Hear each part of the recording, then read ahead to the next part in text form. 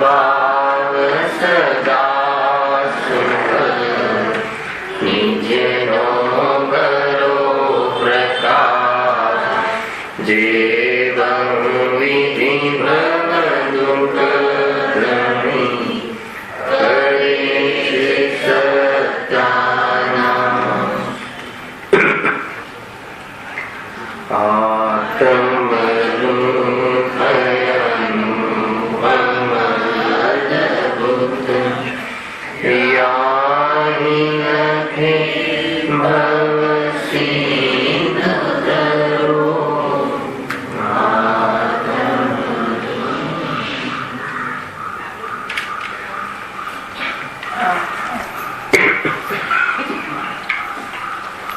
શ્રી મોક્ષ માર્ગ પ્રકાશક ગ્રંથ છે. ત્રીજા અધિકાર ઉપર આપણે ચર્ચા ચાલી રહી છે. મૂળ ટોપિક તો છે પર્યાય અપેક્ષા દુઃખોનું વર્ણન. અહીંયા સંસાર અવસ્થામાં જે પર્યાયોને પ્રાપ્ત થાય છે એ પર્યાયમાં કેવા પ્રકારની પરિસ્થિતિઓ બને છે અને એ પરિસ્થિતિમાં જીવ પોતાને ભૂલીને દુઃખી થાય છે, પરિસ્થિતિના કારણે નહીં. એ મૂળ વાત, સૈદ્ધાંતિક વાત યાદ રાખવી. એમ કહી શકાય કે જીવને ભોગવમાં સુખ બુદ્ધિ ભ્રમથી લાગતી હોય અને બહારમાં એવી જાતિની પરિસ્થિતિઓ બનાવી કે ત્યાં જીવ રચ્યો પચ્યો રહે. એ પર્યાયમાં પોતે બાંધેલા કર્મના ઉદયના કારણે એવી પરિસ્થિતિ બનતી હોય છે. દુઃખનું કારણ કોઈ પરિસ્થિતિ નથી, પરંતુ એ પરિસ્થિતિમાં ભ્રમના કારણે જીવ દુઃખી થાય છે. એટલી વાત હતી. એમાં આપણે કયા પર્યાયની વાત ચાલે છે? પંચેન્દ્રિય પર્યાય. પંચેન્દ્રિય પર્યાયમાં જે નરક અવસ્થા છે, અર્થાત નારકીઓ જે અવસ્થાને પ્રાપ્ત છે, એ સંબંધી ત્યાં પરિસ્થિતિઓ કેવી સર્જાય છે, કેવી સિચ્યુએશનો બને છે અને એ સિચ્યુએશનમાં જીવ મહાદુઃખી થાય છે, એની ચર્ચા આપણે ચાલી રહી છે. પેજ નંબર 67 નો અંતિમ પેરેગ્રાફ ચાલે છે. આ ચર્ચામાં છેલ્લા 3 વ્યાખ્યાનથી ચાલે છે જીવી નરકની ચર્ચા. એમાં જીવોને એક પ્રશ્ન થાય છે. મૂળ પ્રશ્ન નારકીઓ પ્રત્યે તો કોઈ એમને પ્રશ્ન નથી થતો, પરંતુ નરકમાં આટલી વેદનાના પ્રસંગોમાં આવી મારપીટ ને તોડફોડના બહારની અવસ્થાઓમાં કોઈ તીર્થંકરનો જીવ ત્યાં પહોંચે છે તો ત્યાં જીવને પ્રશ્ન ઘણા થાય છે કે ચલો એમ માની લઈએ કે ભાઈ પૂર્વમાં એને નરકાયનો બંધ કર્યો, પછી સમ્યક દર્શન થયું. હા, આજે પેલું ચાલે છે ને, અવાજ નોર્મલ નથી. આ સાંભળ્યું? મૂળ વાત અહીંયા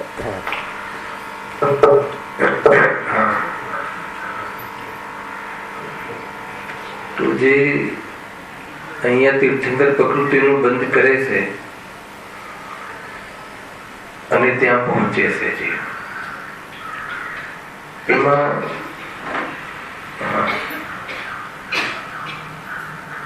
નરકની અંદર જે કાર્ય થાય છે મારફોડનું, ઘણા પ્રશ્નો આવે આપણે ચર્ચા પછી કે એ વાત તો બેસે છે કે ભાઈ ના ઉપર એવી જાતિના પ્રસંગો આવે, મારપીટ એની સાથે કોઈ કરે, પણ એ જે બી મારપીટ કરતો હશે, એનો ખ્યાલ આવે આવવા વાળી 24મી પ્રથમ તીર્થંકર એવા મહાપુરુષો, ચલો એમને પૂર્વમાં એવા બંધ કર્યા તો એમના પર એવું ગુજરે તો સમજમાં આવે છે. કોઈ એમને પીટે ચાલે એમ, પણ એ કોઈને પીટે મારા મગજમાં સેટ નથી થતું. સીધો પ્રશ્ન આ છે. સમ્યક દૃષ્ટિ જે સાઈડ સમકીથી તીર્થંકરનું જીવ, તીર્થંકર દ્રવ્ય, હા એને પણ પૂર્વમાં કર્યા હોય તો ભોગવે છે, એ તો સમજમાં આવે. પણ ત્યાં જઈને એ પણ પીટે એ વાત સમજમાં નથી આવતી. તો ભાઈ સમ્યક દર્શન થયું છે, સંયમ નથી, અસંયમી જીવ છે હે ને. એટલે પરદ્રવ્યમાં એકત્વ બુદ્ધિ વગર મારવાનો ભાવ આવી શકે છે. આ વાત સમજવી, ગળે ઉતારવી જરૂરી છે. હું પરનું કાંઈ કરી શકતો નથી, પર મારામાં કાંઈ કરી શકતો નથી, દેહ અને આત્મા ભિન્ન છે, એવી સમ્યક બુદ્ધિ હોવા છતાં, એવી સમ્યક દ્રષ્ટિ હોવા છતાં, માત્ર બુદ્ધિ નહીં, જીવની તીવ્ર કશાયો સમ્યક દર્શન સહિત પણ એવી જાતિની કશાયો અસંયમની ભૂમિકામાં સંભવે છે. અને એમને મૂળ તો કશાય આવી જાય છે, બરદાસ્ત થતી નથી. અને બરદાસ્ત થતી નથી એટલે બહારમાં એ રીતે પ્રવૃત્તિ આચરે પણ છે. એમાં કઈ બહુ મોટી વાત નથી. હા, એટલું ત્યાં સ્પેશિયલ કેસ એટલું બને છે કે 6 મહિના બાકી હોય એમને આયુના, અને એ બધા કાર્યક્રમો બંધ થઈ જાય છે, પીટવાના અને પીટાવાના. અને એમનો જ્યાં જન્મ થવાનો હોય છે મનુષ્ય જીવનમાં, એ માતાની કોખમાં જે શુદ્ધિનો કાર્યક્રમ અહીંયા ચાલુ થઈ જાય છે, પૂર્વમાં આવતા પહેલા દેવો પુષ્પવૃષ્ટિ કરે છે, દેવીઓ દ્વારા ગર્ભની શુદ્ધિ થાય છે. તો એ વખતે એ જીવ અહીંયા એ પ્રમાણેની એમના ઉપર બધી પ્રવૃત્તિઓ નથી થતી, એ પ્રવૃત્તિઓ આચરતો પણ નથી, શાંત પડી જાય છે. બસ સ્વરૂપ છે આ. નરકમાં નરને એવી જાતિના પરિણામોનો ઉદય પણ છે ને એટલે પરિણમે છે. એટલે કોઈ એમાં કોઈ અચંબાની વાત નથી. પણ એમાંથી એ પ્રેરણા લેવાની નથી કે જયારે સમ્યક દૃષ્ટિ આવું કરી શકે છે તો અહીંયા અમે કોઈને સોપારી આપીને શું વાંધો છે, તો કે એ ઠીક નથી. પેલા કે નહીં તો ત્યાં જવાના પરિણામ છે. તો જો ત્યાંનો વ્યવહાર ને નહીં, એના વ્યવહારમાં તો અંતર છે. દેવશાસ્ત્ર, ગુરુની ભક્તિ, પૂજન આદિનો વ્યવહાર ત્યાં ક્યાં છે? સમ્યક દૃષ્ટિ, સતાવશ્યક રૂપ જીવન ક્યાં છે? પણ જે ગતિમાં જે વ્યવહાર કીધું હોય એ વ્યવહાર એ જીવની પોષણમાં ના હોય એમ ના બને. ને તો આમ તો અહીંયા તમે મતલબ કે દેવશાસ્ત્ર, ગુરુ, સતાવશ્યક કાલે ચાલે રાત્રિમાં આપણે પ્રવૃત્તિ સાંભળતા ગુરુદેવશ્રી, પણ એવી જાતિનો વ્યવહાર ત્યાં નથી, શુભ વ્યવહાર પણ ત્યાં નથી. સમજમાં આવે છે ગતિનું સ્વરૂપ એનું છે. પરંતુ એની વચ્ચે પણ જીવ સંગી પંચેન્દ્રિય પણ હોવાના કારણે વેદ વિજ્ઞાન કરીને કેટલાક જીવો ત્યાં સમ્યક દર્શન પ્રાપ્ત કરી લે છે, અને કોઈ જીવ સમ્યક દૃષ્ટિ ત્યાં પૂર્વના બંધના કારણે પહોંચે છે. ઘણી બધી વાતો છે, જાણકારી. અહીંયા તો આપણે નરકના દુઃખોના વર્ણનની વાત ચાલે છે, છતાં એના સાથે સાથે આપણે થોડી આ વિષય જાણકારી લઈએ છીએ. જે પણ મહાપુરુષો છે એ તીર્થંકરના જેવો જે મહાપુરુષો છે એ 2 ગતિઓથી જ આવે છે મનુષ્યમાં. એક નરકમાંથી આવે, કાં તો દેવગતિમાંથી આવે, તિર્યંશમાંથી નથી આવતા. ખ્યાલ આવે કે નહીં? મનુષ્ય ગતિ માં આયુ પૂર્વ બાંધી હોય, નરકમાં ગયો હોય, પણ સમ્યક દર્શન પછી એને જેટલા બી ભાવ બાકી રહે એ 2 ગતિઓમાં જ ગુજરે છે, વધારે નહીં. કાં તો દેવગતિ, મનુષ્ય ગતિ, દેવગતિ, મનુષ્ય ગતિ, 2 જ ગતિમાં એનું આવું જેવું થતું હોય છે.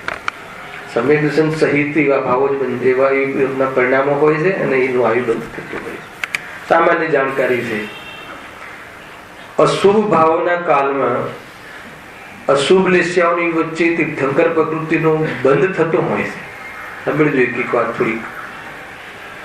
પરંતુ તીર્થંકર પ્રકૃતિના બંધનો પ્રારંભ અશુભ લેશિયાઓની વચ્ચે થતો નથી. આ નિયમ છે. સમ્યક દર્શન કોઈ પણ હોય, પણ તીર્થંકરની હાજરીમાં, પાદમૂલમાં, કાં તો શુદ્ધ કેવલી શુદ્ધ કેવલીના પાદમૂલમાં તીર્થંકર પ્રકૃતિનો બંધ થવાનો નિયમ છે. અર્થાત એવી જગ્યા જેવા પરિણામો આવે છે સંવેગ આદિ. તીર્થંકર પ્રકૃતિનો બંધ કયા ભાવથી બંધાય છે? વિતરાગ ભાવથી, શુભ ભાવથી. 16 કાળ પૂજા કરો છો કે નહીં? 16 કાળની પૂજા કરાય? 16 કાળ કયા ભાવ છે? શુભ ભાવની પૂજા લખી છે આપણે ત્યાં કોઈ દિવસ? આપણે સામાન્ય ભાષા બોલીએ, 16 કાળની પૂજા કરો, 16 કાળની પૂજા કરો. એ 16 કાળની પૂજા નથી. દર્શન વિશુદ્ધિ, વિનય વિશુદ્ધિ જે પણ છે ને, પ્રવચન ભક્તિ, અનંત ભક્તિ, એ જે પણ એમનું સંવેગ પરિણામ, એ જે બધી 16 પ્રકારની ભાવનાઓ છે, એ તો બહુ વિશુદ્ધ પરિણામ છે. એ શુદ્ધ પરિણામ નથી, એ શુભાવ રૂપ છે. તો તે 16 કારણની પૂજા નથી. ધ્યાન રાખજો. 16 કારણ ભાવનાના કારણે તીર્થંકર જેને પ્રકૃતિબંધ થયો છે એવા અરિહંતોને અમે પૂજન કરીએ છીએ. ત્યાં અરિહંતનું પૂજન છે, તીર્થંકર કેવલીનું પૂજન છે. ત્યાં બાર તે 16 ભાવનાનું પૂજન નથી. ખ્યાલ આવે? એ તો એક નિમિત્ત પણ કે ભાઈ તીર્થંકર પ્રકૃતિના બંધમાં કયો ભાવ નિમિત્ત છે? તો આ સંવેગ આદિ કોઈ જીવ મતલબ કે દુખી ન રહે, દુઃખ દૂર કઈ રીતે થાય? એના મોઢામાંથી વાણી નીકળે તો એક જ નીકળે. જયારે ભક્તિનું બંધ થાય છે ને ભાઈ, ત્યારે એ જીવના વાણીમાં એક જ વાત આવે કે આ જીવનું દુઃખ કેવી રીતે દૂર થાય. બીજી કોઈ ચર્ચાનો ભાવ ના આવે. ચર્ચા ના કરે એટલું નહીં, ભાવ જ ના આવે. જે રિયલમાં જે દુઃખ, જે આકુળતા છે જીવ, એ આકુળતા જીવને કેવી રીતે દૂર થાય એની જ વાત આવે છે. બીજી કોઈ એને પરિણામ નથી આવતા. એ રીતે છે. અને ગજબ છે, તીર્થંકર પ્રકૃતિનો બંધ જે જીવોને થાય છે એ મુનિ દશામાં એમને વાણીનો યોગ નથી, એટલે ઉપદેશનો યોગ નથી. વાણી તો છે પણ ઉપદેશ નથી હોતો. એમને એક શબ્દ પણ નથી બોલતા મુનિરાજ, એ તીર્થંકર મુનિ. અને જ્યાં તીર્થંકર પ્રકૃતિનો ઉદય આવે છે, દશા આવે છે, ત્યાં એમની વાણી કરે. સામાન્ય વાત છે. વાત આપણે ચાલતી હતી કે તીર્થંકર પ્રકૃતિનો જે બંધ થાય છે એનો પ્રારંભ તો માત્ર મનુષ્ય ગતિમાં થાય છે. કેવડી અને શુદ્ધ કેવડીના પાદમૂળમાં થાય. આ કન્ડિશનનો છે. સમ્યક દર્શન ક્ષાયિક બી હોઈ શકે, ક્ષાયોપશમ બી હોઈ શકે, પ્રથમોપશમ હોઈ શકે, દ્વિતીયોપશમ હોઈ શકે, જે પણ. ડીપમાં ચર્ચા નથી કરી. તમે એટલું સમજો કે કોઈ બી સમ્યક દર્શન ક્ષાયોપશમ સમ્યક દર્શન બી હોઈ શકે. અને જે ક્ષાયિક સમ્યક દર્શન સહિત જેની મતલબ કે તીર્થંકર પ્રકૃતિનો બંધ હોય છે, એ નિયમથી જો નરકનો બંધ કર્યો હોય 7મીનો, તો પણ એ પહેલી નરકમાં ઉપજે છે. સમ્યક દર્શન સહિત ત્રીજી નરકમાં ઉત્પન્ન થતું નથી. તીર્થંકર પ્રકૃતિ વાળો જીવ ત્રીજી નરકથી આગળ જતો નથી. તીર્થંકર પ્રકૃતિનો બંધ કર્યો હોય નહીં. જોવાની વાત એ છે કે જે ક્ષૌક્ષમ સમ્યક દ્રષ્ટિ છે, કોઈ એવો જીવ અગર ત્રીજી નરકનો બંધ કર્યો હોય તો સમ્યક દર્શન સહિત ત્રીજી નરકમાં ના જાય. તો એ ક્ષૌક્ષમ સમ્યક દર્શન જે હોય છે એનું વમી જાય છે અને ત્રીજી નરકમાં જન્મ લે છે. 3 લઘુ અંતર મુહૂર્તમાં ફરીથી એ સમ્યક દર્શનને પ્રાપ્ત કરી લે છે. ત્યાં જઈને સમ્યક દર્શન પ્રાપ્ત થાય. અને એટલો સમય મિથ્યાત્વ સહિત તીર્થંકર પ્રકૃતિનો બંધ ના થાય. તો જેટલો કાળ મિથ્યાત્વ રહ્યો, જે કાળ, એટલો કાળ તીર્થંકર પ્રકૃતિનો બંધ જે છે અટકી જાય છે અને વળી પાછું એનો બંધ ચાલુ થઈ જાય છે. નરકમાં પણ ગઈકાલે બહેનોએ પૂછ્યું કે નરકમાં એવા અશુભ લેશિયાઓની વચ્ચે એવો કયો કોઈ એવો વિશુદ્ધ ભાવ થતો હશે? નિરંતર બંધ થાય છે. નિરંતર બંધી કઈ છે? ધ્રુવબંધી નથી, નિરંતર બંધી છે. એનું અંતર છે. આપણે બહુ ડીપમાં નથી જેવું કરનારી યોગમાં. ધ્રુવબંધી, અધ્રુવબંધી, નિરંતર બંધી અને સાદી બંધ, અનાદિ બંધ, ઘણા બધા ફેક્ટર્સ છે. ટૂંકમાં એટલું સમજ્યું કે કોઈ વખતે એને કોઈ ધ્રુવબંધી કહી પણ દે તો ત્યાં આપણે જે તે અધ્યાત્મની ભાષામાં ધ્રુવમાં જે નિરંતરતા લેવી છે ને, એની મુખ્યતાથી ચર્ચા છે. પણ કરનાર યોગ એને સ્વીકાર નથી કરતું. કરનાર યોગ એને નિરંતર બંધી, કેમ કે ધ્રુવબંધી પ્રકૃતિઓ અલગ છે, અભવ્યને હોય છે, અનાદિથી અનંતકાલની પ્રકૃતિઓ હોય છે. તો એ આજે નિરંતર બંધ થતો હોય છે. આ નિરંતર નો ખ્યાલ આવે છે કે એટલો મારકાપ ચાલુ હોય, મારે ધ્યાન લઈ જવું છે. મારકાપ ચાલુ હોય, મારકાપ કરતો હોય જીવ, એ વખતે પણ ત્યાં એમને આ તીર્થકર પ્રવૃત્તિનું બંધ ચાલતું હોય છે. અને સ્ટાર્ટિંગ થવામાં 16 કાળ ભાવનાઓ છે. તે 16 કાળ ભાવનાઓ તો એને મનુષ્ય જીવનમાં ભાઈ હતી, અને એને લઈને કેવડીના પાદમુમાં તીર્થકર પ્રવૃત્તિનું બંધ ત્યાં થયું. ખેર આ તો બંધની ચર્ચા છે, પણ જે કરનાર યુગનું લોજિક છે, ઘણી વખત અધ્યાત્મની ભાષા એક એવી હોય છે કે જે ઘણી વખત આગમના વચનોથી થોડી ખટીને હોય છે વાત. જેમ કે પ્રાય ગુરુદેવ શ્રી અધ્યાત્મના જોરમાં એમ કહેતા હોય છે કે જ્યાં આત્મદર્શન થયા પછી જીવ બંધ થતો જ નથી. ત્યારે આગમ કહે છે કે અરિહંત દશા સુધી બંધ ચાલુ છે. ખ્યાલ આવ્યો કે હું ભારે પડી જાય. 13મા ગુણ સ્થાને બંધ ચાલુ છે.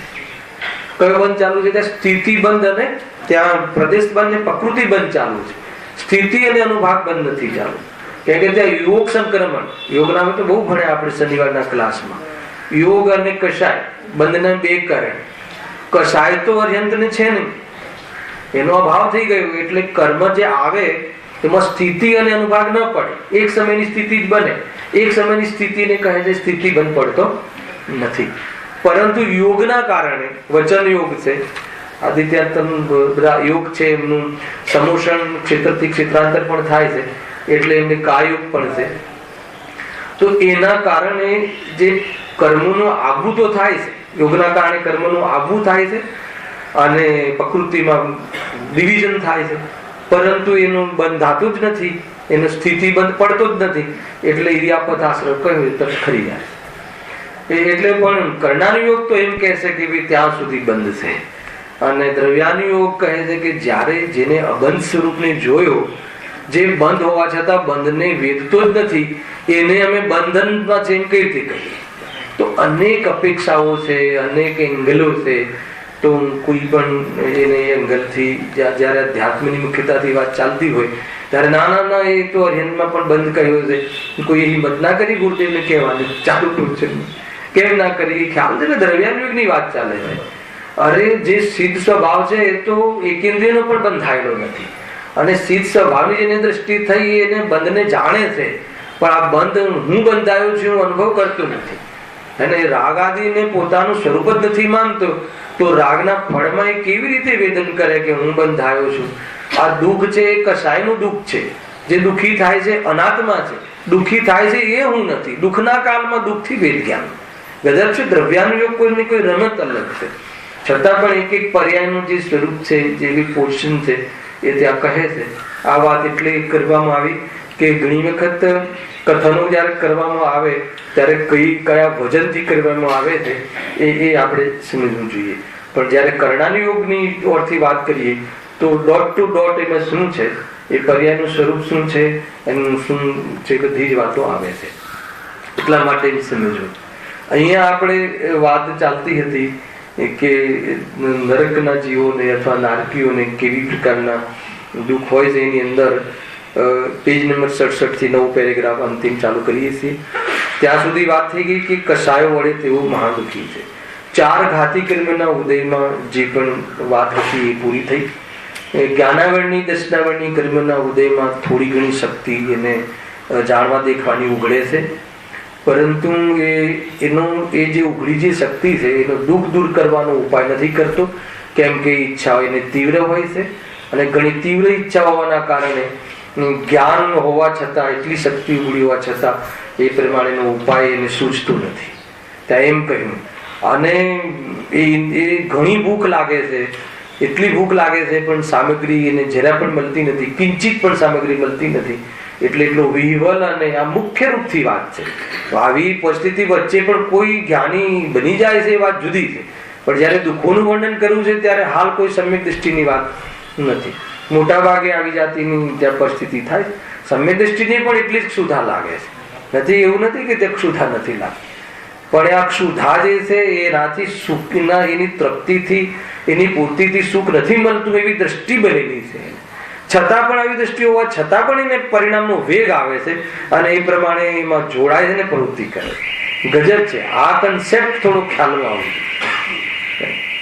પરંતુ એનું દ્રષ્ટિનું બલ હોવાના કારણે એ વિશેષ રીતે આજે તો આવ્યું હતું કે નરકમાં પણ સમ્યક દ્રષ્ટિ જીવ નરકની વેદનાને વિરક્ત હોવાના કારણે હળવી કરી નાખે. આજની પ્રિચિનમાં અષ્ટભાવ શીલ સ્વભાવની મુખ્યતા કહીએ વિરક્તો છે, વૈરાગ્યની વાતો છે. કુલ મળીને આ જેટલી પણ અવસ્થાઓની વાત થાય છે એમાં આ વિરક્તિ આવવી જોઈએ. બહારની પોઝિશનોનો મહિમા ના આવવો જોઈએ. બહારમાં કોઈ અવસ્થા વિશેષોના અંદરમાં આપણને પ્રાઉડ ના જાગવું જોઈએ અથવા કોઈ એનાથી હીન અનુભવ ન કરવો જોઈએ. એ એક સમયની ક્ષણિક પર્યાયો છે અને એ પૂર્વમાં કરેલા કર્મોનું ફલ છે અને એ સંયોગોમાં થાય છે. એ વિરાધનાનું ફલ છે અને એ વિરાધના એ વિભાવ છે અને આત્માનું સ્વરૂપ સમજી અને આરાધનાનો પ્રારંભ કરવો જોઈએ. આ બધું ઉદ્દેશ છે. આ બધા મતલબ હેતુના કારણે આપણે અહીંયા આની ચર્ચા કરીએ છીએ. જુઓ હવે અઘાતી કર્મનો શું રોલ છે. નરકમાં અઘાતી કર્મોના ઉદયમાં એ સંગી પંચેન્દ્રિય હોવા છતાં પણ આત્મદ્રષ્ટિ ન હોય કે હોય એનો કોઈ ભેદ ન કરતા અહીંયા અઘાતી વેદનીય કર્મના ઉદયમાં અઘાતીમાં વેદનીય કર્મના ઉદયમાં કેવી પોઝિશનો થાય છે અને જીવ ત્યાં એ પરિસ્થિતિમાં આગળ ભેદ જ્ઞાન ના હોય તો ઘણું દુઃખી થાય છે અને ભેદ જ્ઞાનમાં આત્મદ્રષ્ટિ હોય તો એ પ્રકારે એ અનંત દુઃખથી વંચિત છે. પણ જેટલું અલ્પ દુઃખ છે એ દુઃખનું ત્યાં વેદન છે. વેદનીયમાં એક અસાતાનો જ તેમને ઉદય હોવાથી એકાંત કર્યું. અસાતાનો જ અસાતા વેદનીયનો જ ઉદય હોવા એટલે પાપનો ઉદય. અસાતા એટલે પાપ કર્મનો ઉદય હોવાથી ત્યાં અનેક વેદનાના નિમિત્ત મળ્યા જ કરે છે. વેદના થાય ને, વેદના જોઈએ એવું નથી લખ્યું કે દુઃખી થાય. વેદના થાય એવી પરિસ્થિતિ ઊભી કરે છે, એવી જાતિની પોઝિશન બનાવે છે. કોણ બનાવે છે? કર્મ. ખ્યાલ? નિમિત્ત પ્રધાન કથન. અચ્છા, કર્મ બનાવે છે તો કર્મને શું જરૂર હતી એવું બનાવવાનું?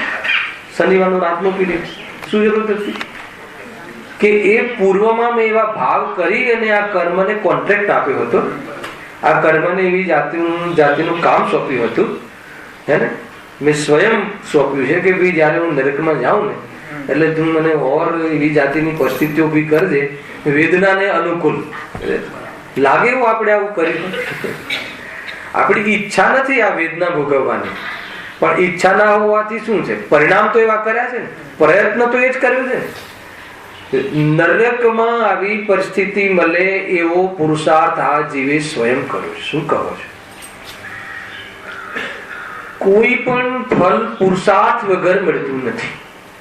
કોઈ પણ ફળ. ખ્યાલ? આ કયા પુરુષાર્થનું ફળ છે? ઉલટા પુરુષાર્થનું, ઊંધા પુરુષાર્થનું, ખોટા પુરુષાર્થનું ફળ. પણ કર્યો છે પ્રયત્ન.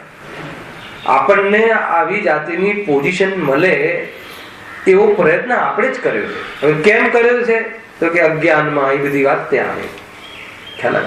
તો એ વેદના અતિ વેદના થાય એવી જાતિના ત્યાં વાતાવરણો મળે, એવી જાતિની પોઝિશનો મળે, એ કાર્યનો ઠેકો આપણે અસાતાવેદની કર્મને આપેલો અને એટલો બધો આપેલો કે ભાઈ સાતાવેદની તો ત્યાં ફરકે જ નહીં કે તારે જ આવું. આ વાત બહુ જબરજસ્ત છે. આપણે આ રાત્રિમાંનો બહુ ખુલાસો કરેલો કે આપણને આ જો લોજિક ખ્યાલ આવી જાય ને આ કન્સેપ્ટ ખ્યાલ આવી જાય, આ દ્રષ્ટિકોણ જે ખ્યાલ આવી જાય કે ભાઈ આ જે પણ કંઈ થયું છે એનો જવાબદાર, એમની જિમ્મેદારી, એમનો જવાબદાર કોણ છે? તો કે હું સ્વયં છું. અને હવે જવાબદાર તો છું, પણ એમાં દુઃખી ના થવું હોય તો કોઈ ઉપાય છે? તો કે છે ને. કયો ઉપાય છે? વૈભવ. કયો ઉપાય? પોતાના વૈભવને જોવો. કે આ જે કોઈ છે એ પૂદગલનો વૈભવ છે. આ જે પણ કોઈ કાર્યક્રમ છે એ કોઈ બીજા દ્રવ્યમાં થઈ રહ્યું છે અને એવું સ્વપનનું સાચું સત્ય પ્રમાણિક જ્ઞાન અને જ્ઞાનના અનુસાર પ્રતીતિ જાગૃત થઈ જાય તો ઉપયોગ પછી ત્યાં વિચલિત ન થાય અને લીનતાને પ્રાપ્ત થાય છે. અને આવી જે વિતરાગ પરિણતિને જીવ ત્યાં વેદે છે, ત્યાંના દુઃખને વેદે છે, એ તો કથન માત્ર છે. પરંતુ એ દુઃખનું વેદન એટલે દુઃખ છે એમ જાણીને જ્ઞાનને જ વેદે છે. કોણ? સમ્યક દૃષ્ટિ. અને અજ્ઞાની કોને વેદે છે? બધા અજ્ઞાની શરીરની મારફાટને વેદે છે કે નહીં? હે? તો કોને વેદે છે? હે? શરીરની મારફાટ થાય છે કે નહીં? ચીરફાડ થાય છે કે નહીં? થાય છે. તો ચીરફાડ ને વેદે છે કે નહીં? તો કોને વેદે છે? તો કે મિથ્યાત્વ, એકત્વ. આ મને ચીરફાડ થઈ રહી છે એને વેદે છે. તમે સમજ? આપણને એવું લાગે છે ને, આપણને એક છરી લઈએ, છરી લઈને હાથ કાપીએ, અહીંયા આમ ચીરો મારીએ તો આપણને ચીરો પડ્યો, બળતરા બળી. તો આ બળતરા નામનું જે છે ને, એ બળતરા તો દુઃખ છે કે નહીં? તો કે ના. એ જે બળતરાની જે કેમિસ્ટ્રી ત્યાં થઈ, જેવી પરમાણુઓનો ત્યાં જ્વલનશીલ પેદા થયું, એમાં જે ગરમી પેદા થઈ, એ ગરમી પેદા થઈ એને જ્વલનશીલ કોઈ કાર્ય થયું ને, જ્વલનશીલ કોઈ એના જેવી પરમાણુઓના જે મેગ્નેટના જે પણ એના જેના ત્યાં વિશેષણો સાંભળજો બરાબર. એ મેગ્નેટિક જે એના જે તત્વ છે પૂદગલમાં, અને એને લઈને જે પ્રમાણેની જ્વલનશીલ બળતરા એટલે જ્વલનશીલ, એ જ્વલનશીલ પેદા થયું. તો એ જ્વલનશીલ નું દુઃખ છે આપણને. શાનું દુઃખ છે? તો બહુ આપણને એમ લાગે નહીં, આ દુઃખે તો ખરું ને. માથું દુઃખે છે ને, માથું એને દુઃખતું કોઈ નથી. એ તો આ ભેદ જ્ઞાન નથી, એ એકત્વ છે. આ એકત્વ છે. ઘણી વાર લીધું છે આ એકત્વ છે. અરે એ ના કરતા દીકરા પર વધારે એકત્વ હોય ને તો આ સંબંધી દુઃખ એનું ઓછું લાગે છે. દીકરાને ખાલી મતલબ કે આજે પરીક્ષા જ હોય અને 5 મિનિટ લેટ થઈ ગયું હોય પરીક્ષામાં, તો આને અહીંયા એને વાગ્યું હોય તો આનું દુઃખ ગાયબ થઈ જાય. ક્યાં ગયું? તો ગયું ક્યાં દુઃખ? થોડુંક લોજિકલ વિચાર. એટલે આ ત્યાં જે દુઃખ છે ને, ત્યાં પણ વાસ્તવમાં ચીરફાડનું નથી, એકત્વનું છે. ખ્યાલ? અને ખરેખર એને જે વેદન થાય છે ને એકત્વમાં, પણ બહુ બહુ બહુ ઊંચો પોઈન્ટ છે દિલીપભાઈ. એકત્વમાં જે વેદન થાય છે ને, એ જ્ઞાનનું વેદન થાય છે, એકત્વનું વેદન જ નથી. કેમ કે જ્ઞાનમાં જ્ઞાન વેદાય, એ જ્ઞાનમાં મોહ ના વેદાય. મોહનું જ્ઞાન થાય છે. તો મોહનું જ્ઞાન થાય છે એ તો એ વખતે જ્ઞાનમાં મોહ ગે બને છે. સાંભળજો. અને ખરેખર મોહને જાણે છે, પણ એ વેદાઉ જે થાય છે, જે પરિણમન થાય છે, એ તો જ્ઞાનનું થાય છે. ખ્યાલ? મોહનું પરિણમન જ્ઞાનમાં નથી થતું. બહુ મોટી વાત. તો આ જીવ એ બસ ભ્રમ થાય છે. એટલે આત્મા તો જે પણ કોઈ છે જ્ઞાન દર્શન રૂપે જ પરિણમે છે. મોહ પર્યાય તો પરિણમે છે ને. ચલો સ્વભાવ નથી પરિણમતો, સ્વભાવમાં તમે નહીં ગુસ્સો, પણ પર્યાય તો પરિણમે છે ને મોહ રૂપે. તો કે નહીં, પર્યાય નથી પરિણમતો. પર્યાયમાં મોહનું જ્ઞાન થાય છે ખરેખર. આમાં ખ્યાલ? અને એ જ્ઞાન થવું એ એની ક્વોલિટી છે. કોની? નારકીની કે ગાયકની? તો આત્મા નારકી છે કે ગાયક છે? તો નરકના દુઃખોનું વર્ણન શું કામ કરો? કોઈ કહેવું જોઈએ સામે, ગાયક નું વર્ણન કરો ને. અરે તો પછી ગાયક છે તો ગાયક નું વર્ણન શું કામ કરવું છે? તો વર્ણન કરવું શું કામ છે? તો કરવું શું છે કે લીન થવું છે, પણ લીન થતો નથી અને ગાયકને માનતો નથી.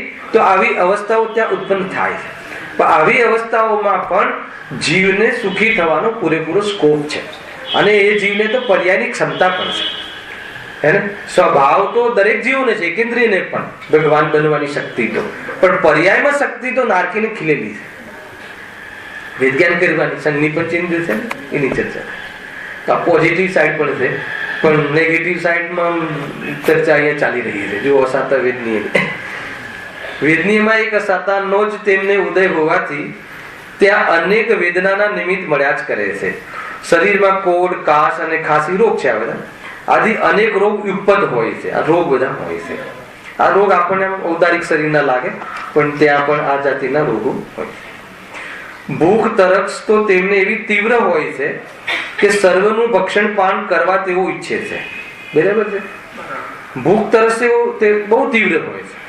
ભૂખ અને પ્યાસ, સુધાદી અને સર્વનું ભક્ષણપાન કરવા તેઓ ઈચ્છે છે. આ ઈચ્છા આ કયા કયા કર્મનું કાર્ય છે જોવા જઈએ તો વેદનીય કર્મના ઉદયમાં મોહનું આપણને ખ્યાલ આવે.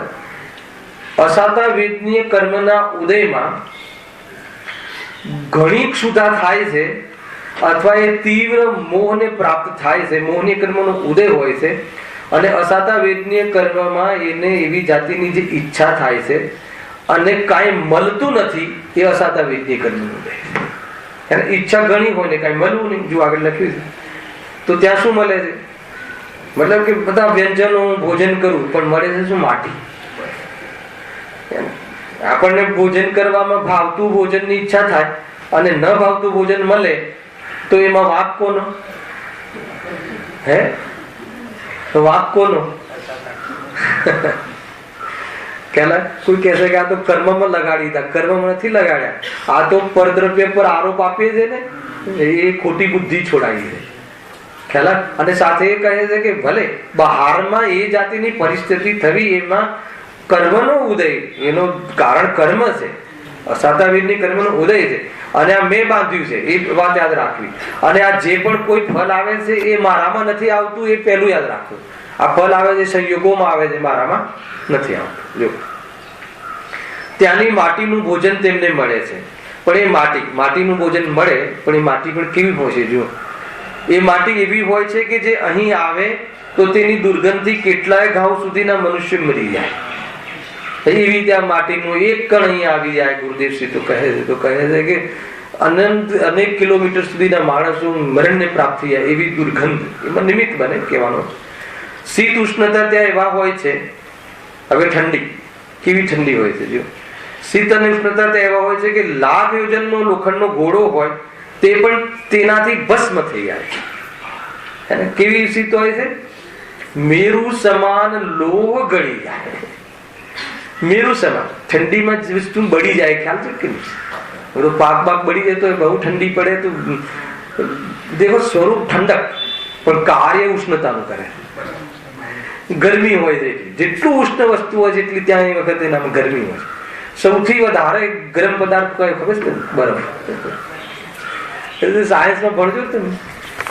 કોઈ બી જયારે ઓર્થોપેડિક ડોક્ટર હોય છે ત્યારે કોઈ બી સૂજન આવે છે તો આઈસ ઘસવાનું કેમ કહે? કેમ કે આઈસ નો શેક કરો. આપણે એમ થાય ગરમ પાણીનો શેક કરો. એટલે કે આઈસમાં 540 કેલરી ગરમી હોય. સૌથી વધારે ગરમી આઈસમાં બાળી નાખે. ખ્યાલ આવે છે? ઘણી બધી વાતો છે. જયારે ભક્ષ નો વિચાર આવશે ત્યારે એ બધી વાતો કરીશું, શું નુકસાન છે શું નહીં. આપણી વાત તો અહીંયા જબરજસ્ત છે કે એવી શીત અને ઉષ્ણતા ત્યાં હોય છે. ગરમી પણ એવી અને ઠંડી પણ એવી. કેટલીક ભૂમિમાં ગરમી હોય છે, કેટલીક ભૂમિમાં ઠંડી હોય છે, ત્યાં વિશેષ હોય છે. એવી પરિસ્થિતિઓમાં જીવવું હોય છે. આપણને એમ લાગે કે આટલું બધું સહન કરીને આવ્યા છીએ અને અહીંયા સહન થતું નથી. ખ્યાલ આવે કે નહીં? તો ત્યાં સહનન પણ એવા હોય છે. પર્યાગત યોગ્યતા એવી હોય છે. વાત સહનનની નથી, વાત એકત્વની છે. એકત્વ બુદ્ધિથી જીવ એ સંસાર ધારે છે. અહીંયા ઠંડી આદિનું હોય છે પણ એ જે ઠંડી આદિ લાગે છે તો એ મને લાગે છે એવું જે એકત્વ છે એનાથી જીવ દુઃખી છે.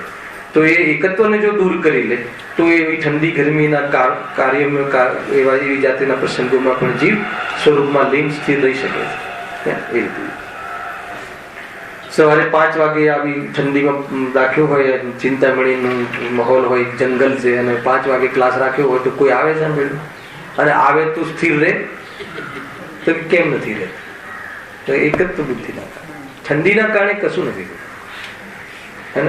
એવી ઠંડીમાં નિરાજો રહે છે ને મજામાં રહે છે. એ વાત નહીં ભૂલવી જોઈએ. ટૂંકમાં એટલી બધી પ્રતિકૂળતાઓ હોય છે, એટલી બધી પ્રતિકૂળતાઓ દરેકમાં હોય છે કે જીવનું જે જીવન છે એની હર જીવનની ટોટલી વિરુદ્ધમાં બહારમાં પોઝિશન બને અને એવી પોઝિશનમાં જીવ આત્મદ્રષ્ટિ કરી લે છે. તો અહીંયા કેમ વાત? અહીંયાથી આપણે એ પ્રેરણા લીધી. એવી તો પ્રતિકૂળતા નથી ને, નરક જેવી તો પ્રતિકૂળતા નથી ને. અને જે બહારની જે પ્રતિકૂળતાઓ છે ને એ તો પ્રતિકૂળતા ભાસે છે. પ્રતિકૂળ તો કઈ છે જ નહીં. હે ને? પ્રતિકૂળ તો ભાસે છે. આપણને મતલબ કે 2 રૂમનું ઘર હોય તો મારે 3 રૂમની જોઈએ છે. 2 રૂમ મને પ્રતિકૂળ લાગે છે. બતાવો 2 રૂમનું ઘર પ્રતિકૂળ છે? પ્રતિકૂળ લાગે છે કે પ્રતિકૂળ છે? કયો પદાર્થ પ્રતિકૂળ ને કયો પદાર્થ અનુકૂળ બતાવો જરા.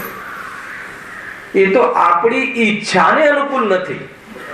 તો ઈચ્છાને અનુકૂળ નથી એનું નામ વાસ્તવમાં પાપનો ઉદય. એવું નથી કે આપણે ધારાવીમાં જન્મે એ માન લો કે એને પાપનો ઉદય છે, એને પછી પાપનો ઉદય જ રહેતો હશે, પુણ્યનો ઉદય આવતો જ નહીં. અને ત્યાં ને ત્યાં રહે તો બી ત્યાં ને ત્યાં એ જ પરિસ્થિતિ એને ઈચ્છા એમ હોય કે ભાઈ આપણને તો આટલી રૂમ જોઈએ છે અને ઈચ્છાને અનુકૂળ બહારમાં પરિસ્થિતિ મળી એને પુણ્યનો ઉદય કહે. પરિસ્થિતિ તો થવાની જ હતી અને એની અનુસાર ઈચ્છાનું પરિણમન થવું એનું નામ પુણ્યનો ઉદય છે. ખરેખર જોવા જઈએ કોઈ વસ્તુ મળી જવી એનું નામ પુણ્યનો ઉદય નથી. તમારી પાસે એક બેગમાં કરોડો રૂપિયા છે, હાથમાં કરોડ રૂપિયા છે. હવે તમને ખબર પડે અથવા કોઈ એવી આપત્તિજનક વસ્તુ છે, કોઈ ખોટી વસ્તુ છે આપણા હાથની અંદર અને આપણે ટ્રેનમાં કે બસમાં ચડ્યા અને આપણને ખ્યાલ આવે કે વિજિલન્સ વાળા કે અહીંયા બધા ક્રાઇમ વાળા અહીંયા હવે બતાવો કે એ કરોડ રૂપિયા આપણા હાથમાં હોય પુણ્યનો ઉદય છે કે પાપનો ઉદય? એ વખતે તો આપણે ત્યાં એક જગ્યાએ મૂકી દઈએ એમ દૂર અને પૂછે કે આ કોનું છે ને? આ મારું નથી, એ મારું છે જ નહીં. ખ્યાલ એ આપણું સિદ્ધ ન થાય આપણા માટે પાપ પુણ્યનો ઉદય છે. એટલે પાપ પુણ્ય કોઈ બહારની પરિસ્થિતિને આધીન નથી. કે આ એક અલગ વિષય છે. અહીંયા તો આપણે શું વાત આવી કે જીવ કોઈ બી પોઝિશનમાં કે બહારમાં કોઈ પ્રતિકૂળ ચીજ છે જ નહીં, પ્રતિકૂળની કલ્પના કરે છે મોહમાંથી. એ ભૂલ એ પડી ગઈ. અનુકૂળની કલ્પના કરે છે, એ જ વસ્તુ અનુકૂળ થઈ જાય છે, એ જ વસ્તુ પ્રતિકૂળ થઈ જાય છે. તો વસ્તુ એમાં રૂપ બદલે છે ના કે તું તારી સોચ બદલે છે, તારી કલ્પનાઓ બદલે છે અને કલ્પનાઓના અનુસાર બહારમાં મેળ પડી જાય તો તું ભ્રમથી સુખી માને છે કે આ બધું ભાસ છે, તું ભૂલી જાય અને એ રીતે તું કલ્પનાઓ તારી બદલતી જાય છે અને જીવ દુઃખી થતો જાય. એ રીતે જો તેમાં કેટલાક નરકોમાં લખ્યું છે અતિ શીતળતા છે અને કેટલાક નરકોમાં અતિ ઉષ્ણતા છે. કેટલી અલગ અલગ ત્યાંની પરિસ્થિતિ છે. ત્યાંની પૃથ્વી શસ્ત્રથી પણ મહાતીક્ષ્ણ કંટકના સમૂહથી ભરેલી છે ને પૃથ્વીના વનના ઝાડ શસ્ત્રની ધાર જેવા પાંદડાથી ભરેલા છે, જેનો સ્પર્શ થતા શરીરના ખંડ થઈ જાય એવા જલ સહિત તો ત્યાં જ્યાં નદીઓ છે. ખ્યાલ કેવી મતલબ કેવી જાતિની આ તો થઈ ગયેલું છે પણ આવી જાતિનું ત્યાં વાતાવરણ છે. વાતાવરણની રીતે બી બધું જ પ્રતિકૂળતાઓ છે. ખ્યાલ હવે ત્યાં આ વસ્તુ હું નથી. શરીરને વેદનામાં નિમિત્ત બને છે, મને નહીં. શરીરને અનુકૂળ, શરીરના ટેમ્પરેચરને અનુકૂળ નથી પણ મારે શું લેવા દેવા, હું ગાયક છું. એ દ્રષ્ટિ કરવાથી અહીંયાથી પણ બચી શકાય છે. બાકી બીજું કોઈ ત્યાં કોઈ હવે પુણ્ય કરીને સ્વર્ગમાં જતા રહીએ તો ત્યાં બધી વાહ થાય અને ત્યાં વળી પાછી અલગ વાતાવરણ મળે. આવો આવો આવો ત્યાં તો બધું આવકાર મળે. ત્યાં અહીંયા મારો મારો મારો ત્યાં આવો આવો એવું છે. શું કરે ત્યાંથી તમે જે સ્વર્ગમાં જન્મ એના જે નીચેના દેવો હોય ને એ તમારું સ્વાગત કરે, આવો વેલકમ વેલકમ. ખ્યાલ આવે કે નહીં? તો ત્યાં પણ એને એમ લાગે છે કે મેં એવું કાર્ય શું કર્યું છે કે જેથી મને આ બધા આટલું પ્રશંસા કરે છે ને વેલકમ કરે. ત્યાં અવધિ જ્ઞાન જોડે છે. દેવશાસ્ત્ર ગુરુની આરાધના કરી હતી પણ એ અડધી આરાધના થઈ છે એટલે મોક્ષે નથી ગયો. અહીંયા આવ્યો છું સાંભળજો તો જે ધાર્મિક જીવો જે ત્યાં પહોંચે છે કુનકુન દેવ જેવા, ગુરુદેવ જેવા, તો પછી ત્યાં શું કરતા હશે લખ્યું શાસ્ત્રમાં વાંચો તો શું કરે કે સૌથી પહેલા એ ભગવાનના દર્શન કરવા જાય સીધા. કેમ કે એમને જયારે આનું સ્વાગત થાય છે ને ત્યાં તો એમને મગજમાં એમ થાય છે કે મેં એવું કોઈ કાર્ય હાલ તો આવ્યો છું અને મને આવો ને વાહ વાહ ને જયકારો બોલાવે શું છે આ બધું? નીચે જે બીજા નથી નીચે કોટીના દેવું હોય ને એમને કામ સોંપેલું હોય છે, બધું જ ફિક્સ હોય છે ત્યાં. દરેક ને દરેક કામ સોંપેલું હોય છે, કોણ હાથી બનશે ને કોણ જશે ને બધું જ.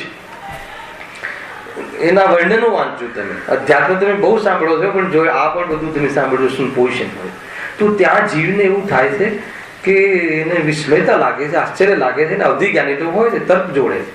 હા કે મને અહીંયા અને ત્યાં બોલે છે બધા આવો બેસો, આ લક્ષ્મી બધી ધન આદિ છે, તમે ભોગવો એને, તમારા માટે જ છે એવી જાતિનું બોલે છે ત્યાં. અને ત્યાં મારપાટ ભાગો અહીંયાથી મારો એને અલગ અલગ છે. અને બે પોઝિશનોમાં સુખની પોઝિશન કઈ ચીનું કે જરા ફટાફટ કઈ સારી કઈ સારી ને કઈ ખરાબ? અચ્છા, એ પોઝિશન છે કોની? આત્માની તો છે જ નહીં. અરે પોઝિશન કઈ બી હોય, મારે શું લેવા દેવા? છતાં પણ જીવને ત્યાં રાગ હોય છે એટલે જોડે છે અને એને ખ્યાલ આવે છે તરત જ એના પેલા તો એના વિમાનમાં જે હોય ને મંદિરો, ત્યાં વિરેન્દ્ર ભગવાનના દર્શન કરે છે. બહારમાં આપણે બી એવું છે ને, એ જ વસ્તુ અહીંયા બી વ્યવહારો જોવા મળે છે. નવું ઘર લઈએ એટલે પહેલા ભગવાનને લાવીએ ને, એ અહીંયા અલગ ઉદ્દેશ છે, એ વાત જુદી છે. અને ત્યાં પછી ઓર એનું મન મચલે છે ને તો સીધા જાય છે ત્યાં સિમંદર ભગવાનની પાસે, સમોષણમાં પહોંચી જાય તાત્કાલિક, તરત જ જીવ જે ધાર્મિક જીવ પહોંચે છે ને તે મુખ્ય રૂપથી ચર્ચા છે. બાકી બીજા દેવો તો પછી ભોગોમાં આસક્ત થઈ જાય છે અમુક દેવો, એવું પણ નથી. આ સ્વરૂપ છે, આ તમને બતાવી જો. કોઈ જગ્યાએ પ્રભાવિત થવા જેવું નથી, કોઈ જગ્યાએ બહારથી કોઈ પ્રભાવિત થવાથી લાભ થતો નથી. હા, તથા જેના સ્પર્શ થતા શરીરના ખંડખંડ થઈ જાય એવા જલ સહિત તો ત્યાં જ્યાં નદીઓ હોય છે, જલ ના હોય ત્યાં ખ્યાલ આવે કે નહીં? એ તો એક આભાસ પેદા કરે, એ બધું જ નારકી બની જાય. જલ આપણને જલનો ભાસ થાય, માયાચારી થઈ ને, માયાચારી કરે છે એ રીતે. તો એ રીતે અને ઠંડક માટે આપણે પડીએ ત્યાં તો પછી શરીરના ટુકડે ટુકડા થઈ જાય, એવી જાતિનું ત્યાં હોય છે. અને ટુકડે ટુકડા થઈ જાય તો એમાં શું પ્રોબ્લેમ? મારું માન્યું છે ને એ પ્રોબ્લેમ. ધ્યાન રાખજો, વારંવાર યાદ કરાવું છું, અજ્ઞાન એ છે. હા જુઓ, તથા જેથી શરીર, હા ત્યાં તથા જેથી શરીર દગ્ધ થઈ જાય એવો પ્રચંડ જ્યાં પવન છે, પવન બી જોરદાર સુસવાટા દગ્ધ થઈ જાય, ડરી જાય. એ નારકીઓ એકબીજાને અનેક પ્રકારે દુઃખી કરે છે, ગાણીમાં પીલે છે, શરીરના ખંડખંડ કરે છે, હાંડીમાં રાંધે છે, કોરડા મારે તથા લાલચોળ ગરમ લોખંડ આદિથી સ્પર્શ કરાવે ઇત્યાદિ વેદના પરસ્પર ઉપજાવે છે. બુદ્ધિ જ ખોટી, બસ ત્યાં એકબીજાને દુઃખ પહોંચાડવું એવી જાતિની બુદ્ધિ હોય. ત્રીજી નરક સુધી તો જુઓ હવે, ઓર એક સપોર્ટિંગ અસુર કુમાર દેવ જઈને પોતે પીડા આપે. એના દેવોનું આ કામ બસ, ત્યાં જઈને પીડા આપે એટલે યાદ કરાવે. એક તો પોતે પીડા આપે, કાં તો બેને લડાવે, ત્યારે એને શાંતિ થાય છે. તેમને પરસ્પર લડાવે, લખ્યું છે ને, યાદ કરાવે કે જો આ જે હતો ને તું નરકમાં કેમ આવે ખબર છે કે આ જે તારા પપ્પા હતા ને એને તને આ બિઝનેસ કરી આપ્યો અને તને રુચિ પણ હતી ને તને સપોર્ટ કર્યો હતો એટલે તું નરકમાં આવે. એમ છે એમ કહીને પછી ઓલો ચાલુ પડી જાય મારવા માટે. ગજબ છે, યાદ થોડી રાખે અમારા પિતા હતા કે ગજબ નું મતલબ કે આપણને એમ લાગે કે કોઈ આવી જાતિની પરિસ્થિતિ. અહીંયા પણ એ કામ ઓછી વચ્ચે ચાલુ જ હોય છે. એને બે જીવોને લડાવે, બે જીવ વચ્ચે ઝઘડા કરાવડાવે, વાતાવરણ દૂષિત કરાવડાવે અને ત્યાં તો સડન દૂષિત વાતાવરણ હોય છે. એવી તીવ્ર, સાંભળો અંતિમ વાત શું કહે છે, એવી તીવ્ર વેદના હોવા છતાં પણ તેમનું શરીર છૂટતું નથી. ગજબ છે. એને મતલબ ખંડ ખંડ થઈ જાય, તિલ તિલ લખ્યું છે ને, ખંડ ખંડ થઈ જાય, ટુકડે ટુકડા થઈ જાય, પરંતુ મરાતું નથી, મરણને પ્રાપ્ત થતું નથી. ખ્યાલ આવે ને, શરીર છૂટતું નથી, એ લખ્યું છે તેમનું શરીર છૂટતું નથી, પારાની માફક ખંડ ખંડ થઈ જવા છતાં પાછું મળી જાય. એટલે આમ કે જીવતું મરણ જોવે છે. આપણું શરીર ટુકડે ટુકડા થઈ જાય તો શરીર છૂટી જાય તો સારું, એમ થાય ને. મતલબ એક પ્રકારથી ત્યાં કોઈ આપઘાત કરવાની વ્યવસ્થા નથી, સુસાઇડ કરવાની કોઈ વ્યવસ્થા નથી. એ પૂરેપૂરું નરક એનું આયુષ્ય ભોગવવું જોઈએ. અને હું તો કહું છું કે જે મનુષ્ય જીવનમાં કોઈ સુસાઇડ કરે છે, કોઈનો પ્રશ્ન બી હતો કોઈ બહેનનો, તો હું એમ કહું છું કે સુસાઇડ કરવાથી શું લાભ થાય? અરે તો મનુષ્ય કરે છે, ખ્યાલ આવે છે? એ સુસાઇડ કરવાથી જે કારણને લઈને સુસાઇડ કરે છે તો એના કરતા બી અનેક ઘણા મતલબ કે પ્રતિકૂળ કારણો મળશે સુસાઇડના મરણ પછી. એ બાળકોને ભેજામાં ઉતારવા જેવું છે કે ભાઈ ચલો અત્યારે વર્તમાનમાં કોઈ પરિસ્થિતિ થઈ જાય, કોઈ એમ છે કે કોઈ શબ્દ કહી દીધા બે ચાર, એના કાનમાં પડ્યા તો બસ એને એવું ગલતી ફીલ થઈને અપમાન લાગ્યું તો તરત જ જઈને પંખા પર લટકી જાય. ખ્યાલ આવે કે અરે ત્યાં તો તને કે નરકમાં જ્યાં પહોંચે છે એ નરકમાં જાય, અને નરકમાં પહોંચે છે ત્યાં તો અહીંયા તો તને શબ્દ જ પડ્યા હતા, અને ત્યાં તો શીશુ ગરમ કરે બાકાયદા, અને શીશુ ગરમ કરીને કાનમાં રેડે છે. તો કયા પ્રોબ્લેમોથી સોલ્વ? પ્રોબ્લેમો સોલ્વ કરવાની આ તને પર્યાય મળી છે. પ્રોબ્લેમ સોલ્વ કરવાની તને વાસ્તવમાં ગમે તેવી તારાથી ભૂલ થઈ ગઈ હોય, સમજો ભૂલ થઈ ગઈ હોય તો પણ અગર વેદ જ્ઞાન કરે ને, આ તો મતલબ કે તીર્થંકરોનો યુગ છે, જ્ઞાનીઓનો યુગ છે, હે ને. મનુષ્ય ભવમાં તો બધું યુગ કહેવાય ને, ગુરુદેવનો યુગ છે. અને એ જે પર્યાયથી તીર્થંકર થવાય, જે પર્યાયથી સિદ્ધ થવાય, જે પર્યાયથી મુનિ થવાય, એવી પર્યાયને તને કોઈ બે શબ્દો કહી દીધા ને તું લટકી જાય એવું સમજમાં આવતું નથી.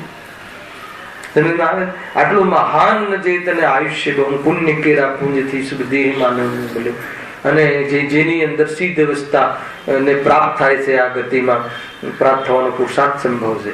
તો કે એવી ગતિ તું એવી બે ચાર કોઈ શબ્દ બોલે, બે ચાર કોઈ રૂપિયા તારા 2-5 કરોડ ખોવાઈ ગયા, અરે શું ફરક પડી ગયું? હાલા હતા ક્યાં તારા? કોઈ એનાથી જીવન સમાપ્ત થઈ જાય છે. દીકરો ના પેદા થયો, બાળક ના થયું, ડિપ્રેસ થઈ જાય છે, જીવન સમાપ્ત કરી નાખ્યું. જૈન શાસનના શરણમાં આવી જાય તો એને પર્યાયનું પણ સાચું જ્ઞાન, અને એ પર્યાયની અંદર કરવા લાયક કાર્યની પ્રેરણા જોરદાર, અને એવી પ્રેરણા કરે કે તને આ બહારમાં જે કર્મ તને રચના કરે છે એ કર્મો હારીને જતા રહે, એવી જાતિનું આ અહીંયા સંભવ છે. જોરદાર છે. જો પણ નરકમાં તો તને એ પણ ચાન્સ નહીં મળે, અને આપઘાતનું ફળ નરક. હેલા કે નહીં, જે લોકો સુસાઇડ કરીને જે બહુ સંકલિષ્ટ પરિણામથી જે અહીંયાથી જાય છે ને, એ સંકલિષ્ટ પરિણામ વાળા જીવ નિયમથી નરકગતિ મળે. નિયમ કોઈ સંકલિષ્ટ પરિણામથી મળે, એક્સિડન્ટમાં મરણ થાય, વિશેષ એવી જાતિનું ઘાત થઈને મરણ થાય, એ જીવનું નરકનું બનશે. એ શાસ્ત્રમાં એ અનુમાન જ્ઞાન, શાસ્ત્રમાં સર્વજ્ઞના જ્ઞાનથી છે, અને શાસ્ત્રમાં એવી રીતે આપણને અનુમાન કરવા માટે એવી જાતિનું આપણને ત્યાં ક્લુ આપેલા છે. જોઈ લે. તું કહું શું વાંધો છે નરકમાં જવું પડ્યું? તું પ્રોબ્લેમ નથી કાંઈ. કયા આધાર પર બોલીએ છીએ? એક જ આધાર પર. જો તારી પાસે ભેદ જ્ઞાનની આંખ ખુલી ગઈ હોય તો નરકમાં જવામાં પણ વાંધો નથી, અને ભેદ જ્ઞાનની આંખ પીડાઈ ગઈ હોય તો સ્વર્ગોમાં પણ તું દુઃખી થઈ જઈશ. વાત આ ધ્યાન રાખ. ખ્યાલ આવ્યો કે નહીં? અરે બહારમાં કાંઈ ચીજનું સામગ્રી આદિમાં હિંમતા હોય અને ઘણી બધી પરિસ્થિતિઓ હોય એવી પ્રતિકૂળ, પણ આત્મજ્ઞાન હોય તો જીવ દુઃખી નથી થતો. અને બહારમાં બધું જ લૌકિકમાં ભૌતિક સુખોના સાધનો હોય, પરંતુ વિવેક ના હોય, સ્વપનનું ભેદ વિજ્ઞાન ના હોય, તો રોજ ક્લેશ, રોજ ઝઘડા, રોજ આને આમ, રોજ મોટા પાયે ઝઘડા. હે, ટીવીમાં આવી જાય એવા ઝઘડા, મોટા લોકોના ઝઘડા ટીવીમાં આવે. બે ભાઈઓ લડ્યા, મુકેશ અંબાણી અને અંબાણી, આપણે લડીએ ટીવીમાં ના આવે, કમસે કમ સારું છે. મને ઘણી વાર વિચાર આવે કે લોકોની એવી બુદ્ધિ બગડી છે. સેલિબ્રિટીને મતલબ કે એક અહીંયા કોઈ ઘૂમડું નીકળે ને તો એ પેપરમાં આવે, કોઈ જાણે મતલબ કે કોઈ હે કેટલો મહિમા આવે છે, ક્યાં મહિમા આવે છે. અને આજે પંચ કલ્યાણક છે, આજે આ કલ્યાણક નો દિવસ છે એમ લખ્યું હોય ત્યાં, તો અંદરમાં જરા પણ ભાવના કલ્યાણક ખ્યાલ છે કે ભગવાન અનંત કાળનું દુઃખ મટી જાય છે કલ્યાણકોના નિમિત્તમાંથી, અને સ્વયં પોતાનો સંસાર ખતમ કરવા કલ્યાણક રૂપ પરિણમન થયું. એવા તીર્થંકરો હરિયન પરમાત્મા એવું મહાન કાર્ય કર્યું. જો આપણને એ સુખનું એ વિતરાગતાનું ભાવ વાસન હોય તો એવા કલ્યાણકના નામ સાંભળતાની સાથે અંદરમાં મનમાં પાણી છૂટે, જેમ આંબલીથી છૂટે છે. ભાવે છે ને આંબલી, વિતરાગતા ભાવે તો છૂટે છે. બહુ જોરદાર એ રીતની વાત છે. બહુ આ સ્થૂલ વાતો હોવા છતાં પણ બહુ ઉપયોગી વાતો છે. આપણને એમાંથી પ્રેરણા મળે છે. જો શું લખ્યું છે, જો ખંડખંડ થઈ જવા છતાં પણ પાછું મળી જાય છે, એવી ત્યાં તીવ્ર પીડા છે. ત્યાં કોઈ બી નરકનું અને જે દેવાયું છે ને એમાં કોઈ પણ અપવર્તન નથી થતું, એમાં કોઈ પણ જાતિનું મતલબ કે અકાલ મરણ કે હું બધું ત્યાં લાગુ નથી પડતું. એને 10,000 વર્ષ મિનિમમ, 33 સાગર મેક્સિમમ. એ 10,000 વર્ષની કલ્પના કરજો આપણે 50 વર્ષની સામે, કે 10,000 વર્ષ આવી સ્થિતિઓમાં રહેવું પડે, અને એ બી આત્મભાન વગર, તો જીવની પરિસ્થિતિ શું થશે?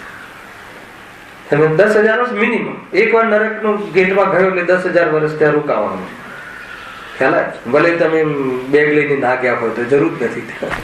10,000 વર્ષનું તમે હવે બસ આ ખેલ થશે આપણી સાથે, આપણી સાથે થશે. ખ્યાલ આવ્યો કે નહીં? એ રીતે આગળ આવે સાતાવેદની. વળી સાતાવેદનીનું કોઈ નિમિત્ત ત્યાં નથી, છતાં કોઈ અંશે કદાચિત કોઈને પોતાની માન્યતાથી કોઈ કારણ અપેક્ષાએ સાતાનો ઉદય છે. શું કહ્યું? એટલે કોઈ મતલબ અલ્પ ઉદય છે, અથવા કોઈ એવું ત્યાં બહારમાં સાતાવેદની એનું કોઈ એવું જાતિનું નિમિત્ત નથી કે બહારમાં આપણને ભૂખ લાગી હોય ને બહારમાં એની વ્યવસ્થા મળી જાય ને સાતાવેદની કરવાનું, એવી જાતિનું કોઈ કાર્ય નથી. પણ કોઈ અપેક્ષાએ લખ્યું. જો કઈ અપેક્ષા એમ કહીને આમ સંકેત કર્યો છે, કોઈ વિસ્તાર બી નથી કર્યો એમને. કદાચિત કોઈને પોતાની માન્યતાથી, જો આ આવ્યું ને સાતાવેદની ઉદયનો સંબંધ જીવની સોચ સાથે. કોઈ કારણ અપેક્ષાએ સાતાનો ઉદય છે. માન્યતાથી કોઈ કારણ અપેક્ષા. હવે શું હોય, માનો કે ત્યાં કોઈ નારકી એવી ઈચ્છા વ્યક્ત કરી, ઈચ્છા તો તીવ્ર છે, ઈચ્છા વ્યક્ત કરી નવધિ જ્ઞાન જોડે છે કે આ વ્યક્તિએ મારા પૈસા લઈ લીધા હતા ત્યાં, હવે એને જોઈ લઉં તો એના જે બધા બીજા સાથીઓની સાથે એને પીટાવે તો બતાવો એની જે ઈચ્છા હતી કે આ પીટે તો એ ઈચ્છા એની પૂર્તિ થઈ ગઈ નથી.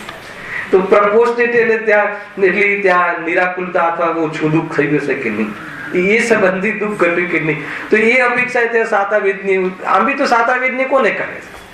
એ જ કહે છે ને કે ઈચ્છાની પૂર્તિ થઈ અથવા ઈચ્છા અનુસાર બહારમાં અનુકૂળતા મેળવી. તો ત્યાં એ તો ઈચ્છા છે કે આને પીટે, પણ એટલી બલવાન નથી. એ ઈચ્છા પૂરી થાય કે ના થાય પહેલા પોતે પીટાઈ જાય. એટલે કે આગળ લખ્યો શબ્દ જુઓ, એ રીતે લખ્યું છે આમાં. શું લખ્યું છે? પણ તે બળવાન નથી. એ ઈચ્છા કોઈ બળવાન નથી. એ ઉદય કોઈ ઈચ્છા નહીં, ઉદય બળવાન નથી. કેમ કે એટલામાં તો એ બધા એની ફેવર કરવા લાગે અને આપણને પીટવા લાગે. સ્વયં પીટે, બીજાને પીટે ને સ્વયં બી પીટે, એવી જાતિનું ત્યાં કામ ચાલુ રહે છે. એટલે કે એ સાતાવેદની શું યાદ કરવું હે ને, એ રીતે કહે છે. છતાં બીજી ઘણી અપેક્ષા એ માની લો કે એને આટલી બહુ દુઃખ, અતિ દુઃખના કારણે દુઃખ નિમિત્ત બને છે સમ્યક દર્શનમાં. એને અતિ દુઃખના કારણે એ જીવ એકદમ વિચાર આવે છે કે આટલા દુઃખ કહી ના શકાય એવા દુઃખ હે ને, કહી તો શકાય જ નહીં, કોને કેવું ત્યાં.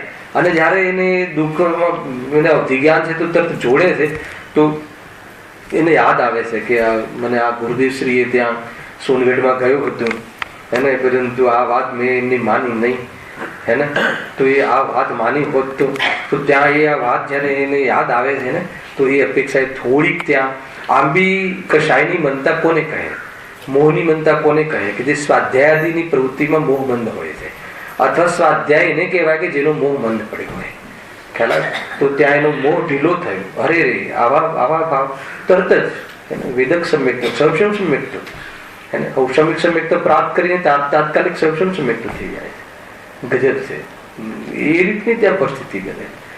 અહીંયા હજારો વાર કહીને ન સાંભળ્યું, ત્યાં એવી જાતિના દંડા પડ્યા કે એને યાદ આવી ગયું. અને યાદમાં આ જ યાદ આવ્યું કે આ વાત મુખ્ય છે, જો એટલા માટે ત્યાં દંડા ખાઈને કરવું એના કરતા પહેલા કરી લો. સમ્યક દર્શનની ઉત્પત્તિ થઈ શકે છે. ઉપાય તો 3 કાલમાં હોય, એક જ પરમાર્થનો પંથ, બીજો કોઈ ના હોય. ગુરુદેવ શ્રી કહે કે પંચમ કાલ હોય તો ત્યાં આત્મદર્શન કરવાની કોઈ અલગ વિધિ હોય અને નરકમાં કોઈ અલગ વિધિ હોય. અને ત્યાંનું સમ્યક દર્શન અને ભગવાનના સમુષણમાં કોઈ વ્યક્તિ કરેલું સમ્યક દર્શન કે આ ગુરુદેવની સભામાં કરેલું સુઘાણીજીનું સમ્યક દર્શન, એવા કયું સમ્યક દર્શન સારું? બતાવ. સમ્યક દર્શન તો સમ્યક દર્શન છે, દેહથી ભિન્ન ભગવાન આત્મા, એની અનુભૂતિ એ સમ્યક દર્શન. એવી દ્રષ્ટિની વાત છે. જો ત્યાંનું આયુષ્ય ઘણું દીર્ઘ છે. હવે બાકીના 3 કર્મો સમેટે છે, ફટાફટ સમેટે છે. આ વેદની એનું પદ્ધતિ. ત્યાં વેદની એનો શું રૂલ? વેદની એનું કામ એક જ છે, અસાતાનો ઉદય. આને જેમ વેદના મળે, જેમ વેદનાની પરિસ્થિતિ ઉભી થાય એમ, પણ ન વેદવું આપણા હાથમાં છે. ત્યાં પણ એ ધ્યાન રાખે. અને બહારમાં કાંઈ પણ થાય પણ એને અનુભવવું કે ના અનુભવવું એ આપણી પાસે છે. આ ઉપાદાનની તરફ તમારી દ્રષ્ટિ જેવી. ગમે તેવી રોગ થયો પરંતુ એમાં દુઃખી થવું કે ના થવું એ આપણા હાથમાં છે. આ રોગ જે થયો છે એ શરીરનો ધર્મ છે, મારો ધર્મ નથી. એવી બુદ્ધિ જો તમારી એ વખતે વિચાર કરીને આપણે ખુલી જાય તો કહે છે કે દુઃખ નથી થતું, જરા પણ દુઃખ નથી થતું. આ નિયમ છે. તો એ આપણા હાથની અંદર છે. જો જગનને 10,000, હવે તેનું આયુષ્ય સંબંધી. આયુષ્ય તો ઘણું દીર્ઘ છે. જગનને 10,000 વર્ષ તથા ઉત્કૃષ્ટ 33 સાગરનું હોય છે. એટલો બધો કાળ ઉપર કહેલા દુઃખો તેમને સહન કરવા પડે છે. કોને સહન કરવા પડે છે? નારકીને કે અજ્ઞાનીને? અજ્ઞાની નારકીને એમ લઈ લો, જરા એને ઓછું લાગતું હોય તો. નામ કર્મમાં બધી પાપ પ્રકૃતિનો તેમને ઉદય વર્તે છે. એક પણ પુણ્ય પ્રકૃતિનો ઉદય નથી, જેથી તેઓ મહાદુખી છે. નામ કર્મમાં પણ, કેમ કે જે બી એનો આકાર પ્રકાર, નારકીના આકાર એક તો કાળા હોય, કૃષ્ણ લેશ્યા. એને નામ કર્મને એવો કોન્ટેક્ટ સોંપ્યો હોય છે કે તું મને આવું બિહામનું સ્વરૂપ આપજે કે જે લોકો મને ડરે, કેમ કે મારે જ્યાં જવું છે ને ત્યાં મારે કોઈને ડરાવવું છે. નામ કર્મનું કામ શું છે? સંસ્થાન જે આદિ જે શરીરનો આકાર શહેનન આદિ એ પ્રમાણેનું એ બનાવવાનું એનું કામ છે, નિમિત્ત બને. તો નામકર્મમાં પણ જેટલી પાપ પ્રકૃતિનું ઉદય છે અને એવી જાતિનું ત્યાં રચનાઓ કરતું હોય. શરીર જ એવું કે કોઈને ગમે જ નહીં, કોઈ એના પર સ્નેહ આવે જ નહીં. એનો આકાર પ્રકાર જ એવું ખ્યાલ આવે ને, એના કાર્યો પણ એવા કે સ્નેહ આવે જ નહીં. કાલે લીધું હતું ને મેં કે તીર્થંકરનો જીવ હોય એને ત્યાં સંવેગ ભાવ હોય પણ બીજા નારકીને જોઈને સ્નેહ ભાવ આવતો હશે કે નહીં, ન આવે નહીં. ગજબની આ વાત જરા ગળે ઉતરતી નથી એવું લાગે આપણને. એક બાજુ તમે કહો છો ઠક્કર પકડતું નિરંતર છે અને એક બાજુ કહો છો કે એને એવો સ્નેહ આવે નહીં, આવે છે. બસ એવી પરિણતિ બની ચૂકી હોય છે આત્મદ્રષ્ટિની, તો એનો બંધ ચાલુ ને ચાલુ. એટલે પ્રારંભ થવામાં સોળ કારણ ભાવના કહીએ, એનો નિરંતર બંધ થવામાં કોઈ સોળ કારણ ભાવનાઓ રનિંગ જ હોય એવું નથી હોતું. એવી રીતનું અહીંયા કહ્યું. હા, આગળ શું આવ્યું? અને ગોત્ર કર્મમાં માત્ર નીચ ગોત્રનો ઉદય છે ત્યાં, કે ત્યાંના જે સંસ્કાર તો બધા કુસંસ્કાર જ હોય છે. એનું આચરણ બી બધું ખોટું જ આચરણ હોય છે. મારપીટનું આચરણ એટલે ખોટું જ આચરણ, વેરભાવ કરાવવું એ બધું ખોટું આચરણ છે. આનાથી ઘણું બધું સમજવા જેવું છે. આપણે મનુષ્ય જીવનમાં પણ આ રીતનું જીવન, વેરભાવ વધે, કોઈને ક્લેશ વધે એવું જીવન વાસ્તવમાં એ નરકના નગારા છે. એ સમજી લીધું, નરકના ઢોલ વાગે છે એને, એનું ત્યાં સ્વાગત થશે એવું લાગે છે, એમ સમજી લો. અરે મિત્રતા રાખ, મિત્રવત રાખ, એને મૈત્રીપણું રાખ. એ જીવને પણ દુઃખ થાય છે એમ સમજ, એ પણ જીવ છે અને એકત્વ બુદ્ધિ વાળો છે એટલે ઘણું દુઃખ થતું હશે, તો એના શરીરને એની કશાયને તું નહીં ભડકાવ. આ બહુ મહત્વપૂર્ણ તમે આમાં મેસેજ લઈને જોયું. કોઈ પણ જીવ દુઃખી ન થવું જોઈએ. કેમ કે કસાયથી જીવ દુઃખી થાય છે ને એની કસાય ભડકે અને એનો મોહ વિશેષ મતલબ રંગ લાવે એવી જાતિનું આપણું એટીટ્યુડ, આપણું વર્તન ન હોવું જોઈએ. ખ્યાલ આવે છે કે નહીં? આપણને કોઈ લાગે કે આ વ્યક્તિ જરા ચીડચીડો છે, આ વ્યક્તિનું જયારે આ રીતનું છે, તો એ મંદિરમાં આવ્યો હોય તો આપણે છતાં બી આપણે જાણીબૂજીને એના આગળથી નીકળીએ, એના આગળ ઉભા રહીએ કે જેથી એની કશાયો ભડકે છે. તો કેવું જીવન? અરે જીવ કશાયથી દુઃખી છે. અને એવું ઘરની અંદર, કુટુંબની અંદર, ગ્રુપની અંદર આ રીતે બસ જીવોનો આટલો અંદરમાં મૈત્રી ભાવ રહેવો જોઈએ અને આત્માર્થીને હોવું જોઈએ. એનાથી કોઈ ધર્મ થશે એ નથી કહેવું, પણ ધર્મના વિચારો એવી પોઝિશનમાં સંભવે છે. એટલી વાત અહીંયા કરવી છે. હવે જે તિર્યંચની અવસ્થાના દુઃખોનું વર્ણન પછી જ કરીશું, કેમ કે આ અતિ વૈરાગ્ય વાળા પ્રસંગો છે. તિર્યંચમાં જે દુઃખોનું વર્ણન કર્યું છે ને, કેમ કે આપણને પ્રત્યક્ષ પણ છે, દેખાય છે. તિર્યંચ ગતિ અને મનુષ્ય ગતિના દુઃખો આપણે આંખેથી જોઈએ છે. આગળ તો વ્યંગ કર્યો, આંખેથી જુએ છે તો પણ, અરે જેને અમે સંભળાવીએ છીએ પણ જુએ છે તો બી આને ફરક નથી પડ્યો હજુ, તો સંભળાઈને ક્યાંથી ફરક પડશે એવું પંડિતજી કહે છે આગળ. પરંતુ જ્યાં એનું કોઈ જ્ઞાની ધર્માત્મા ધ્યાન દોરે, આત્માથી આપણું ધ્યાન દોરે અને એની અંદરમાં હોનહાર પાકી હોય અને કોઈ પુરુષાર્થ ઉપડે તો આવું અવસર બન્યો રહે, એમાં વિશેષ ચાન્સ રહે છે. આ પ્રકારે નરક ગતિની અવસ્થાઓમાં થતા દુઃખોનું વર્ણન સમાપ્ત થયું. હવે બાકીની ચર્ચા નેક્સ્ટ